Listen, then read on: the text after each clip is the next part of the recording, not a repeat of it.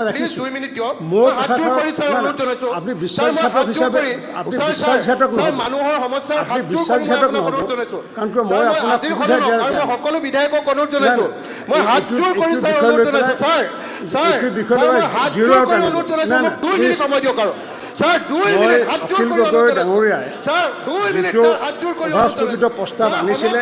সেই সমগ্ৰ প্ৰস্তাৱটো উজনি মই আজি অসমৰ অগ্ৰাহ্য কৰিছোঁ সমগ্ৰ উজনি অসমৰ কাৰণ যোৱাকালি কংগ্ৰেছ দলেও অনুৰূপভাৱে এনেকুৱা সভাস্থগিত প্ৰস্তাৱ আনিছিলে আৰু অগ্ৰাহ্য কাৰণটো এইটোৱে যে যিহেতু আমাৰ দাবী মঞ্জুৰীসমূহৰ ভোটদানৰ বাবে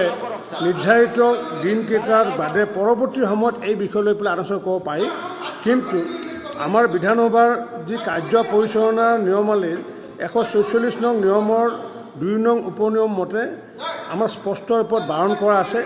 গতিকে বাজেটৰ সময়ত আপোনাৰ এই বিষয়টো আমি আলোচনা কৰিব নোৱাৰিম আপোনাৰ সভাস্থগিত প্ৰস্তাৱটো যোৱাকালি যেনেকুৱাকৈ অগ্ৰাহ্য কৰা হৈছিলে কংগ্ৰেছ দলৰ আজিও আপোনাৰ মানে অগ্ৰাহ্য কৰা হ'ল কিন্তু আপোনাক মই সন্মান জনাই 3খন জিলাক সন্মান জনাই আপোনাক মই 2 মিনিট 44 ছেকেণ্ড ক'ব দিছোঁ যিটো নেকি মই যোৱাকালি ক'ব দিয়া নাছিলোঁ গতিকে এতিয়া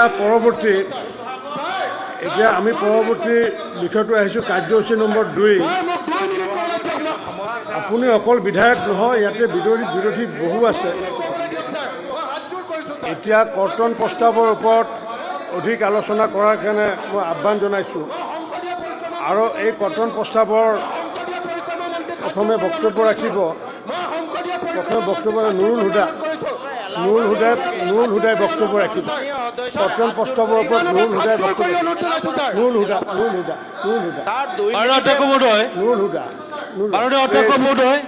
প্লিজ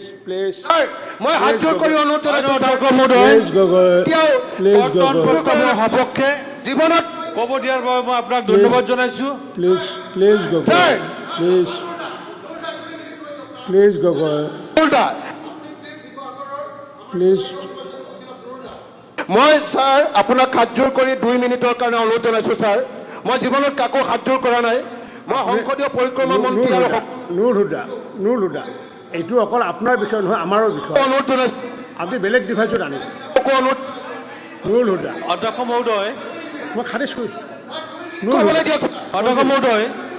স্যাৰ 2 মিনিট ক'লে আপুনি 2 মিনিট 44 ছেকেণ্ড ক'লে আপুনি তাৰে 2 মিনিট 44 ছেকেণ্ড ক'লে আপুনি নুৰুল হুদা কণ্টিনিউ অধ্যক্ষ মহোদয় আমি কালি এইটো প্ৰতিবাদ কৰিছোঁ কালি পাৰ্লামেণ্ট এফেয়াৰ্ছ মিনিষ্টাৰে কালি দিছে গতিকে কালি আলোচনা হৈ গৈছে মই মাননীয় অধ্যক্ষ মহোদয়ৰ কথাটো শুনিম হুদা আৰম্ভ মাননীয় অধ্যক্ষ মহোদয়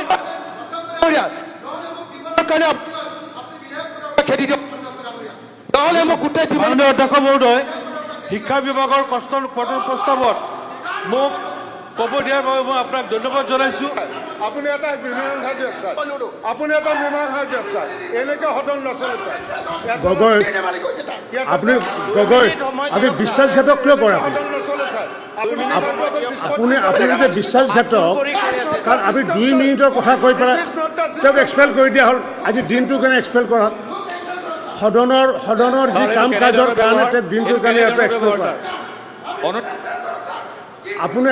আপুনি এজন বিশ্বাসঘাতক 2 মিনিটৰ সময় লৈ পেলাই আপুনি 2 মিনিট 44 ছেকেণ্ড কোৱাৰ পিছত আপোনাৰ দৰে বিশ্বাসঘাতক মানুহ মই আজিলৈ দেখা নাই স্পীকাৰক বিশ্বাসঘাতকতা কৰিছে আপুনি এজন স্পীকাৰক বিশ্বাসঘাতকতা কৰিছে আপুনি